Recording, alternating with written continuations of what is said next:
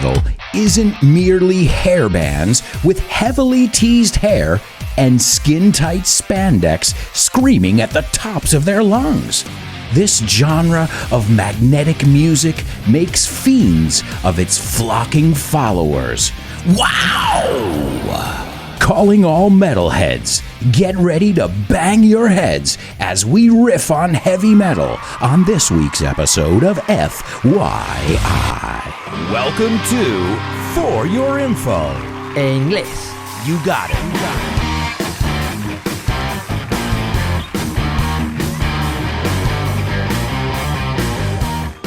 Hello, and welcome to this, another exciting edition of FYI. And today we're going to take a look at one of my favorite genres of music, and it's metal. Yeah, I know, the title says heavy metal, but is there another metal that's a music genre? No. So that's why we can call it simply metal. And I grew up with metal. As many of you guys know, I grew up in the 80s.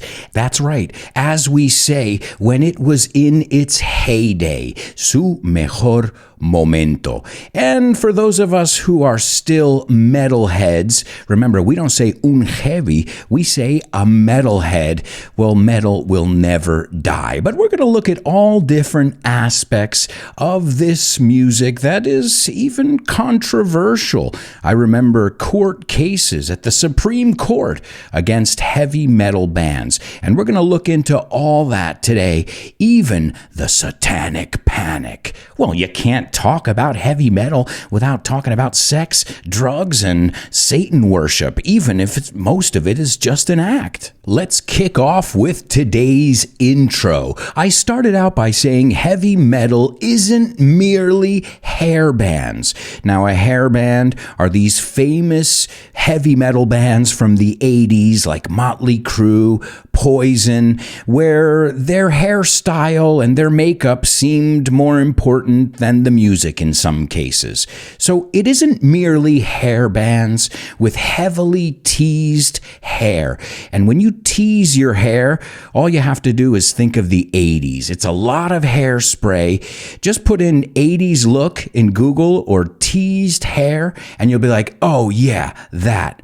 And then I said skin-tight spandex. You say lycra, but we call it spandex. And yeah, for some reason they wore it skin-tight, whether it was jeans, spandex, or leather pants. And we're going to talk about the rock uniform a little bit later on in the show as well. And then I used the expression to scream at the top of your lungs.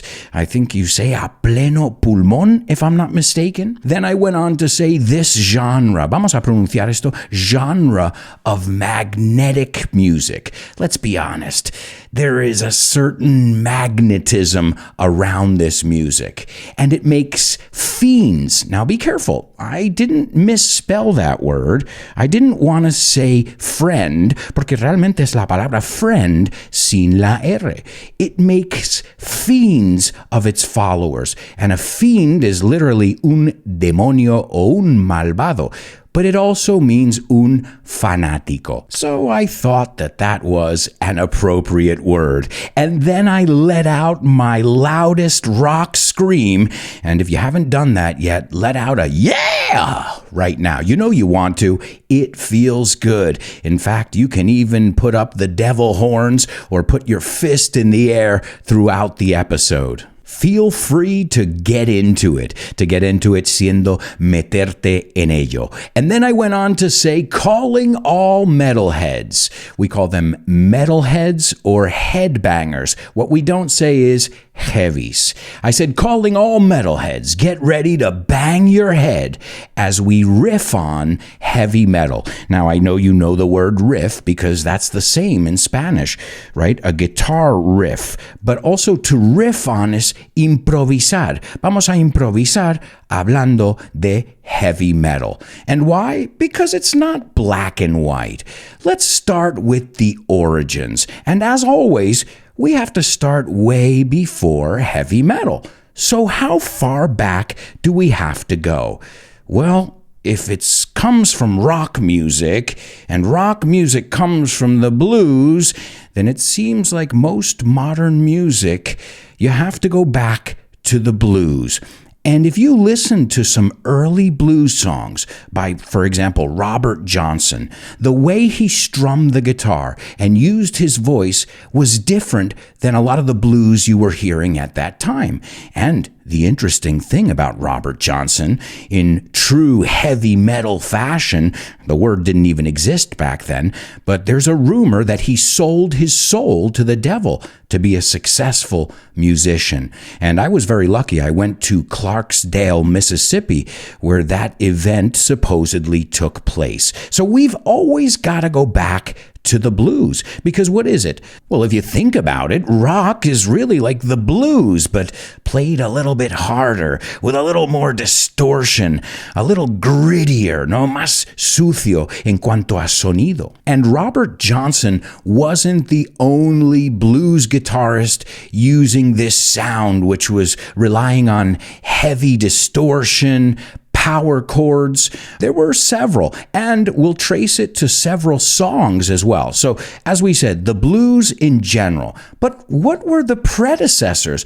What paved the way for heavy metal as we know it today? Now, again, the word heavy metal didn't even exist when the supposed first heavy metal album came out. And we're going to talk about what the first heavy metal album was. Again, it's disputed, but I looked at a lot of different sources, and it was pretty unanimous that this was the first heavy metal album. But I'm not going to tell you which one it is yet.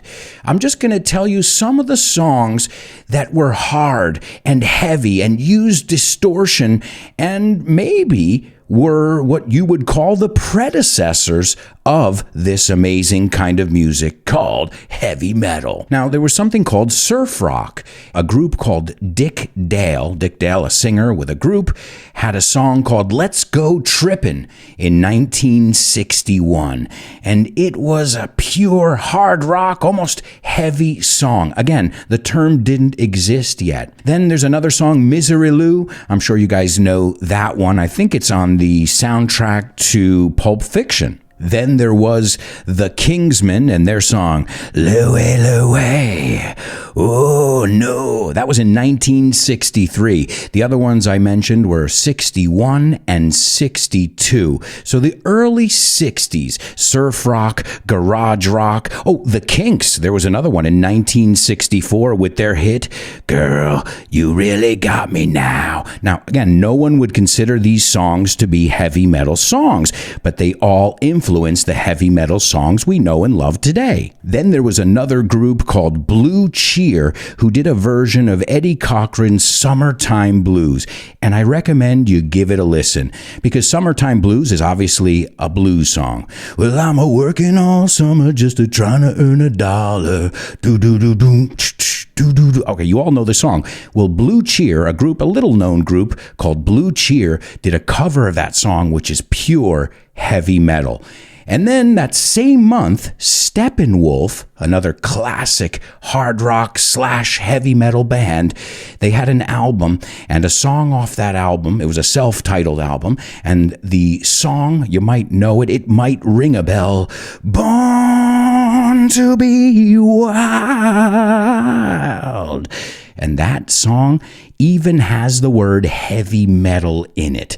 Now, he's describing a motorcycle, but listen, the song goes, heavy metal thunder.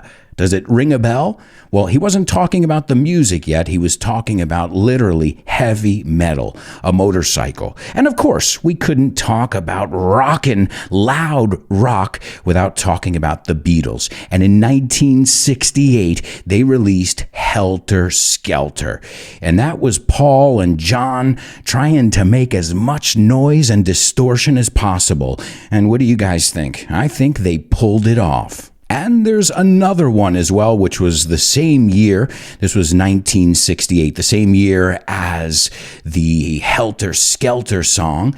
This one was called Inagata da Vida, baby. Now, it's called Inagata da Vida. The original title was In the Garden of Eden, and the song is by a group named Iron Butterfly.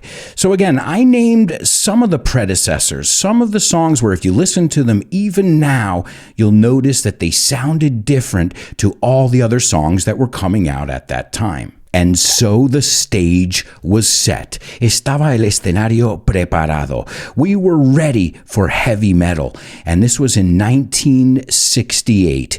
Three of the genre's most famous pioneers came to be. They were founded. And I'm talking about Led Zeppelin, Black Sabbath, and Deep Purple. We're talking about royalty, and they were all founded in 1968. So you could say heavy metal was born in 1968. And critics hated it. They panned it. They said it was horrible music. They had no talent, that they were a bunch of degenerates. And I remember reading a lot of these reviews. Oh, and let me give you guys a disclaimer. I know I'm going to leave some bands out. And again, all of these things are debatable. What was the first heavy metal album? Well, it is generally accepted that the first heavy metal album is Black Sabbath, their self-titled album, Black Sabbath. Before, we looked at a lot of different songs that had elements that would later be in heavy metal. But this was a heavy metal album from start to finish. I mean, even the look, it had the demonic, the witch and all of this kind of this symbolism, this Satanism. And that was a big thing. Again, Ozzy Osbourne is the first person who will tell you that he didn't worship Satan ever. It wasn't his thing. It was more about a dark image, because all of the other music, even if it was hard, they still had a friendly image. And they wanted to focus on the dark side. So that was definitely a turning point. Again, people will argue that, but it is generally accepted. Another one that came out the same year. So imagine, these were great years for music, 1968 to 1970. And that was Deep Purple with their famous one, Deep Purple in Rock. These two albums, you can debate over whether they were the first, but they definitely are crucial in telling the story of heavy metal. And there's even a debate over which bands are considered hard rock and which ones are heavy metal. Some people will say that Van Halen, for example, I'm just choosing one randomly, al azar. Well, some people will say that that's not really heavy metal, even though they've got the guitar riffs and the solos and the banging on the drums. Some people call that party rock. So again, these are all things that are debatable. You've got also Alice Cooper, I mean, he was great too, because what he did is he made it about the show and the image, as well as making fantastic music. They called his kind of music shock rock, porque, the idea behind it was to shock people, especially the audience when they attended their concerts. Another one that's debatable is Kiss. Okay, I get the makeup and the hair, and I've seen Kiss in concert, and they are truly amazing in concert. I highly recommend it, but I don't consider Kiss heavy metal. It is more like pop rock. It's not even hard rock. They even have like a disco kind of catchy kind of feel. Aerosmith, another one. Okay, they've got some heavy songs, but they are very blues rooted, right? Their roots are in blues. Well, kind of like Led Zeppelin. Rolling Stones. I mean, you can clearly hear the blues in their songs. I think one that nobody will debate at all here is Judas Priest. I mean, they had the look, they had the sound, and they still tour to this day. Rob Halford is still one of the most amazing frontmen ever. And what a vocal range he has. And we're gonna talk a little bit about that too in the bonus part of today's show, how a lot of times heavy metal gets a bad rap. No, recibe muchas críticas, but we're going to talk about how it's linked to classical music in some way, and how it's not simple music to make, so to speak. And if you want to find out about that, plus the dark side of heavy metal, of course, it has a very dark side, and we'll look at the dark side. We're also going to look at some censorship and the downfall, la caída. What happened? Why don't we see hard rock and heavy metal in the mainstream anymore? Plus, I'm going to tell you guys about all the concerts that I've attended. Metallica, Guns N' Roses, AC/DC, and I'll also share some great recommendations of videos that you guys can check out if you want to learn more about this topic. Now, if you want to join us, you can do that. You can join us on patreon.com/Alberto Alonso. Remember, we have all different levels. If you're a star student, well, you'll have access to the bonus audio. That's an extra episode every week. If you're a superstar student, well, you'll have access to vocabulary sheets that correspond with each episode. If you're a super duper student or an interstellar student, well, you can be in monthly and weekly classes with me reviewing all the key vocabulary. If you want to sample or you just want to find out more, go over to patreon.com/Alberto Alonso. And I'd like to take a moment to send a shout out to all my patrons, especially my super duper students Mara, Javier, Francisco, Roberto, David, Jose Maria, Mila, Alex, Patricio, Edgar, and Loles. And don't forget about my interstellar students, Paco, Diego, Carmen, and Diana. Remember, if you guys want some more information about how to join our curious community, just go over to patreon.com/Alberto Alonso and get in on the action. Before we take a look at the look, because rock and roll is not just about the music, heavy metal is not just about the music, but it's about looking the part as well. But I wanted to let you know that heavy metal has also broken into a lot of different sub-genres, such as death metal, black metal, new metal, which was kind of metal mixed with rap. So remember, there are sub-genres as well, but the look is generally the same. The classic uniform of a headbanger is, I would say, some ripped jeans, definitely some faded, ripped jeans or leather pants if you can afford them or fit into them. Of course, you're going to need a black t-shirt or at least a t-shirt with your favorite band on it. You'll need some boots. Cowboy boots are always cool. A black leather jacket, you call it una chupa.